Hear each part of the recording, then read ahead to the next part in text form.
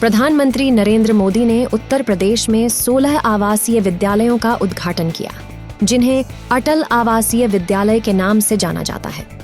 इस पर 1115 करोड़ रुपए खर्च हुए हैं। इससे वंचित पृष्ठभूमि के बच्चों को अच्छी शिक्षा प्रदान की जा सकेगी। उन्होंने कहा कि काशी सांसद सांस्कृतिक महोत्सव के सभी प्रतिभागी साथियों और रुद्राक्ष सेंटर में उपस्थित मेरे प्यारे काशीवासियों,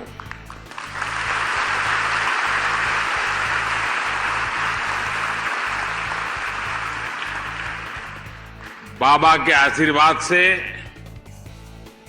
काशी का सम्मान आज नीत नई नई ऊंचाइयों को छू रहा है।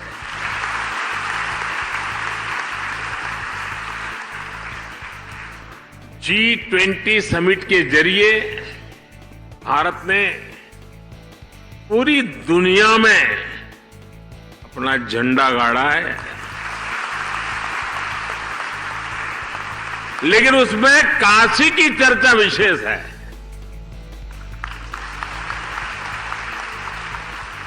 काशी की सेवा, काशी का स्वाद, काशी की संस्कृति और काशी का संगीत।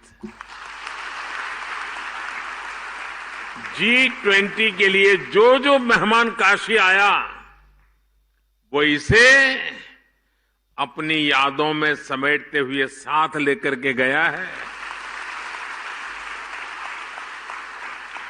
मैं मानता हूं कि G20 की अद्भुत सफलता महादेव के आशीर्वाद से ही संभव हुई है।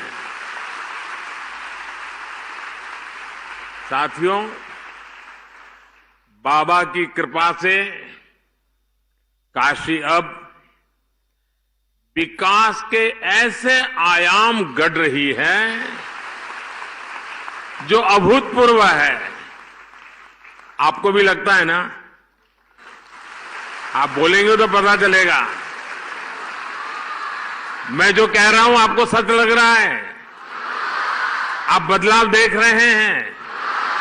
काशी चमक रही है? दुनिया में काशी का नाम बढ़ता चला जा रहा है।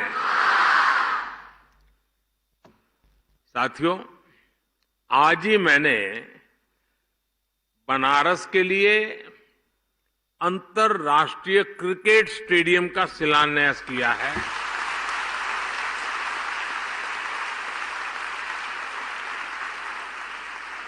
और अभी अभी मुझे यूपी के 16 अटल आवासीय विद्यालयों के लोकार्पण का अवसर भी मिला है।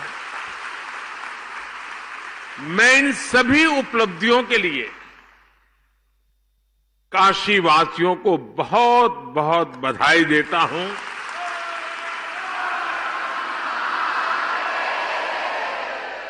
उत्तर प्रदेश के लोगों को बधाई देता हूं। मेरे श्रमिक परिवारों को बधाई देता हूं। मेरे परिवारजनों, 2014 में जब मैं यहां आया था तो मैंने जिस काशी की कल्पना की थी, विकास और विरासत का, वो सपना अब धीरे धीरे साकार हो रहा है।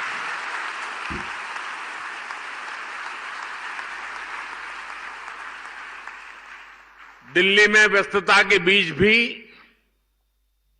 मैं काशी सांसद सांस्कृतिक महोत्सव के जो आपका कार्यक्रम चला और मैंने तो देखा, बहुत व्यापक रूप से लोगों ने हिस्सा लिया। तो मैं कभी रात को देर से पहुंचता था तो भी 2, 5, 10 मिनट निकाल के वीडियो देख लेता था क्या चल रहा है। और मैंने देखा बड़ी प्रभावित करने वाली आपकी प्रस्तुतियां थी। अद्भुत संगीत, अद्भुत प्रस्तुति। मुझे गर्व है कि सांस्कृतिक महोत्सव के जरिए मुझे इस क्षेत्र की, इस धरती की इतनी सारी प्रतिभाओं से सीधा जुड़ने का अवसर मिल गया।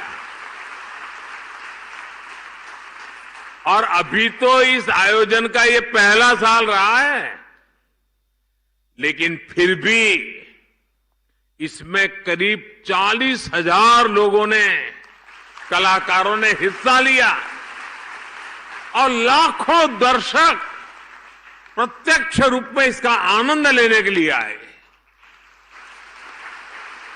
मुझे विश्वास है बनारस के लोगों के प्रयास से आने वाले वर्षों में यह सांस्कृतिक महोत्सव अपने आप में काशी की एक अलग पहचान बनने वाला है।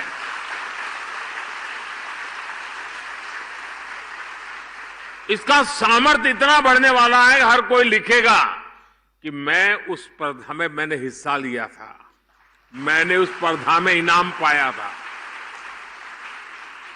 और दुनिया भी पूछेगी अच्छा उसमें आप नंबर लाए थे, तो आ जाइए, आपके इंटरव्यू की जरूरत नहीं है, ये होने वाला है। ये देश दुनिया के पर्यटकों के लिए, ये हमारा काशी आकर्षण का एक नया केंद्र भी बनेगा, ये मान के चलिए। मेरे परिवारजनों, काशी और संस्कृति एक ही चीज के, एक ही ऊर्जा के दो नाम है, आप उनको अलग कर ही नहीं सकते। और काशी को तो देश की सांस्कृतिक राजधानी होने का गौरव प्राप्त है। और काशी की तो गली गली में गीत गूंजते हैं, और ये स्वाभाविक भी है, क्योंकि ये नटराज की अपनी नगरी है। और सारी नृत्य कलाएं नटराज के तांडव से ही प्रकट हुई है। सारे स्वर महादेव के डमरू से उत्पन्न हुए।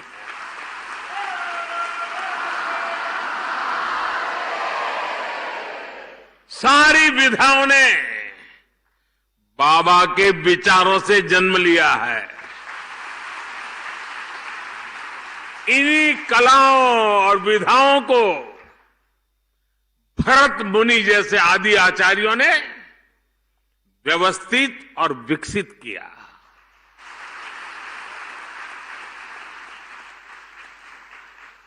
और काशी मतलब 7 वार 9 त्योहार, ये 7 वार और 9 त्योहार वाली मेरी काशी में कोई भी उत्सव गीत संगीत के बिना पूरा हो ही नहीं सकता। चाहे घर की बैठकी हो या बजड़े पर बुढ़वा मंगल,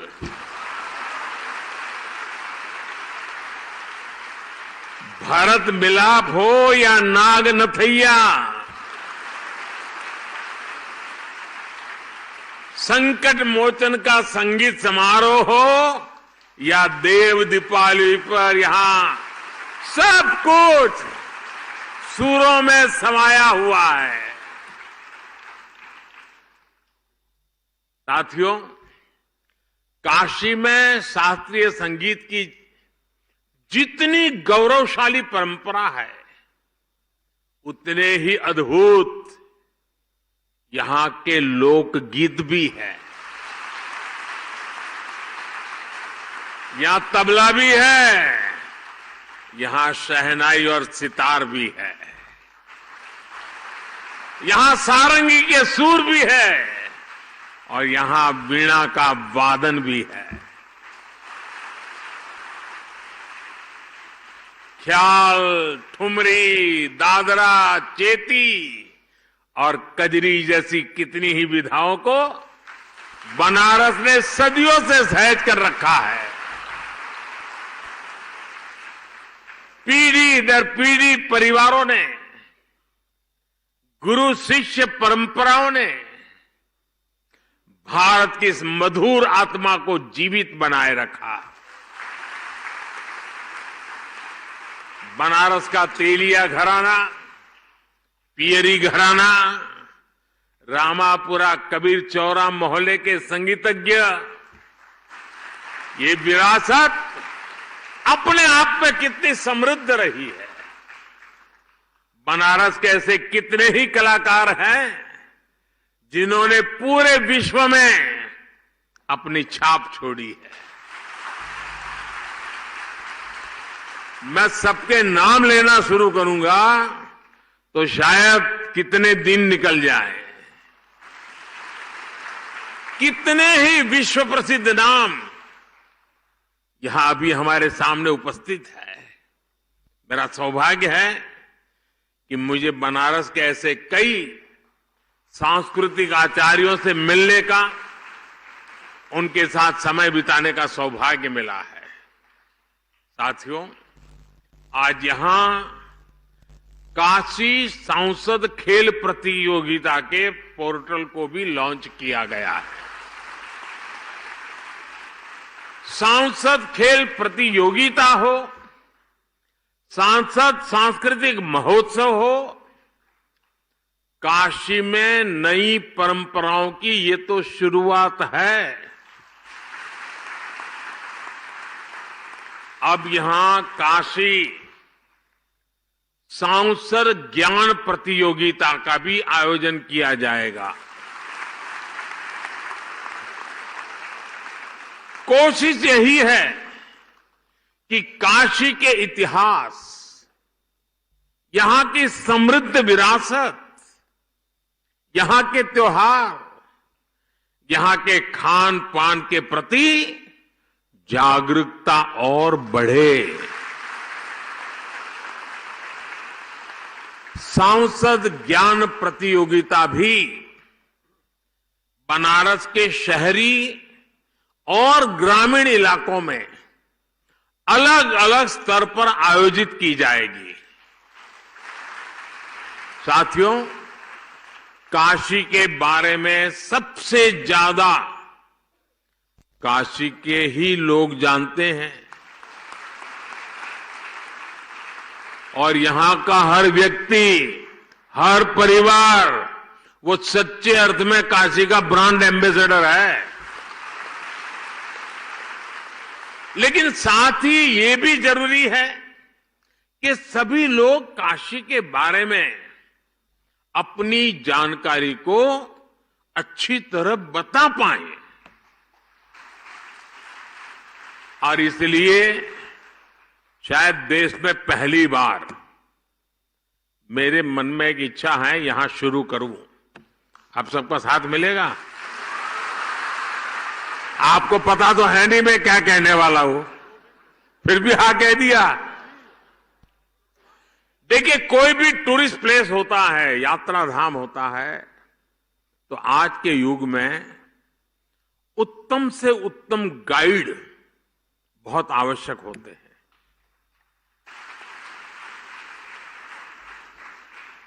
और गाइड प्रतिभावान हो, जानकारियों के संबंध में परफेक्ट हो, गोलमोल नहीं, ये 200 साल है, दूसरा बोलेगा 250 साल पुराना है, तीसरा बोलेगा 300 साल पुराना है, ऐसा नहीं। वो 240 बोलेगा मतलब 240। ये ताकत काशी में होनी चाहिए। और आजकल टूरिस्ट गाइड ये भी एक बहुत बड़ा रोजगार बन रहा है, क्योंकि जो टूरिस्ट आता है वो सब चीजें समझना चाहता है और टूरिस्ट को, गाइड को पैसे भी देना चाहता है। और इसलिए मेरी एक इच्छा है और मैं कोशिश कर रहा हूं, शुरू करेंगे। अब यहां काशी सांसद टूरिस्ट गाइड, उसकी कंपटीशन भी आयोजित की जाएगी। आप गाइड बनकर के आइए, लोगों को समझाइए एक एक जगह का विषय में और इनाम पाइए। उसके कारण लोगों को पता चलेगा कि इस शहर में गाइड का एक कल्चर बन रहा है। और मुझे ये काम इसलिए करना है कि मैं चाहता हूं मेरी काशी का दुनिया में डंका बजना चाहिए।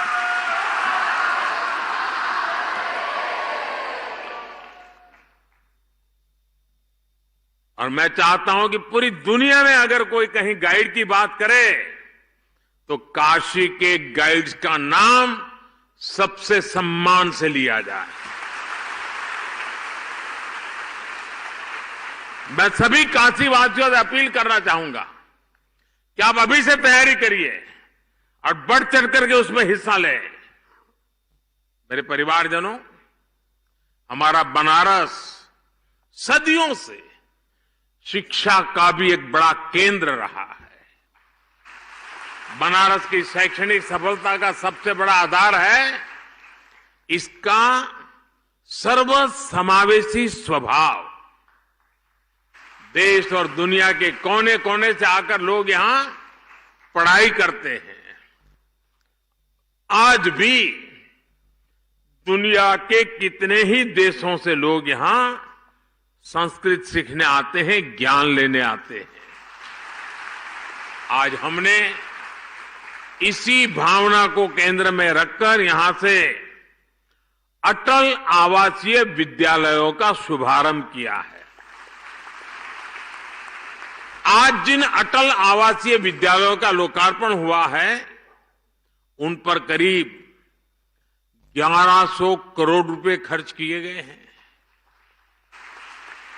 और ये स्कूल, इतने भव्य स्कूल, हमारे श्रमिक, हमारे यहां मजदूरी करने वाले जो लोग हैं और समाज के जो सबसे कमजोर वर्ग हैं उनके बेटे बेटियों के लिए किया गया काम है। और इससे उनको अच्छी शिक्षा मिलेगी, संस्कार मिलेंगे, आधुनिकतम शिक्षा मिलेगी। जिन लोगों की कोरोना में दुखद मृत्यु हो गई उनके बच्चों को भी इन आवासीय विद्यालयों में निःशुल्क पढ़ाया जाएगा।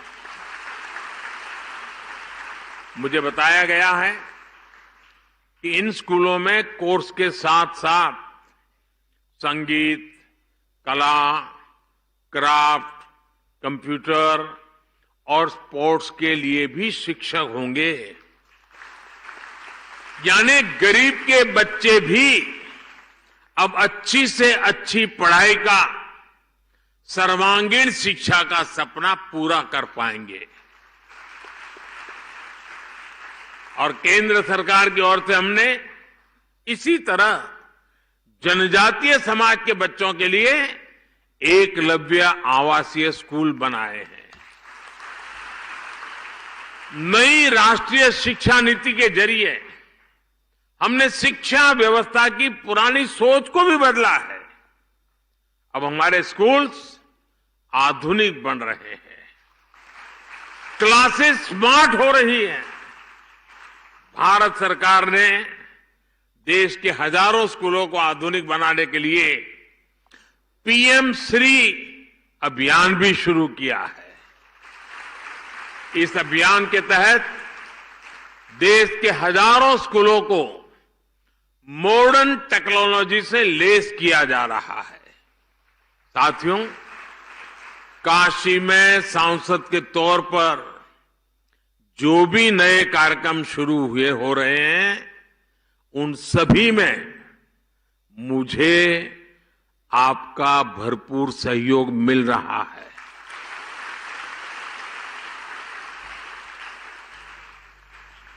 ये जो अटल आवासीय विद्यालय है ना, ये जो कंस्ट्रक्शन वर्कर्स होते हैं, जो कभी ये गांव दूसरे गांव ऐसा काम करते हैं, तो उन बच्चों की पढ़ाई छूट जाती है और उसके लिए एक बजट रखा जाता है। उसमें से उनके बच्चों की चिंता करने का विषय। आप देखिए कि तत्कालीन राजनीतिक लाभ लेने का जिनका इरादा नहीं होता है,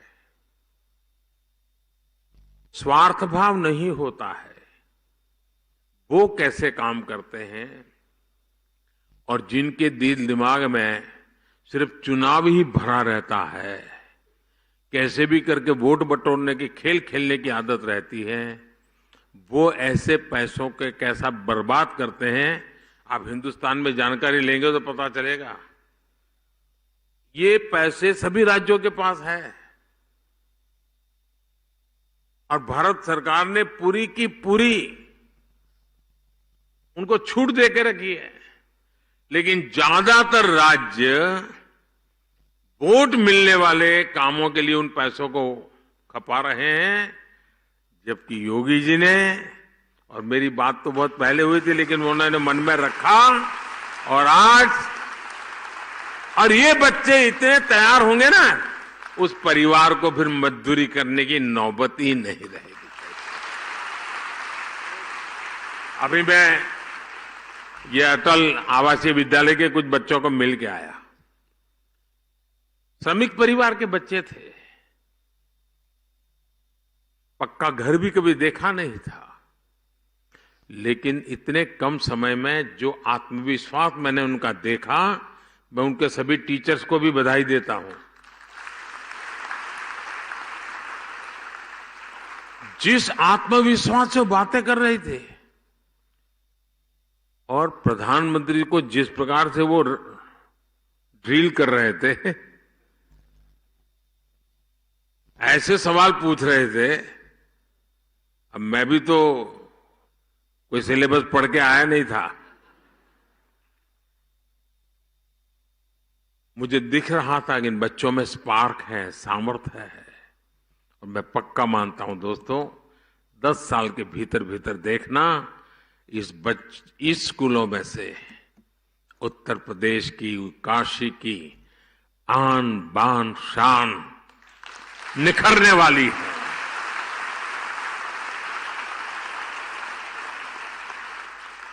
मेरे प्यारे काशीवासियों,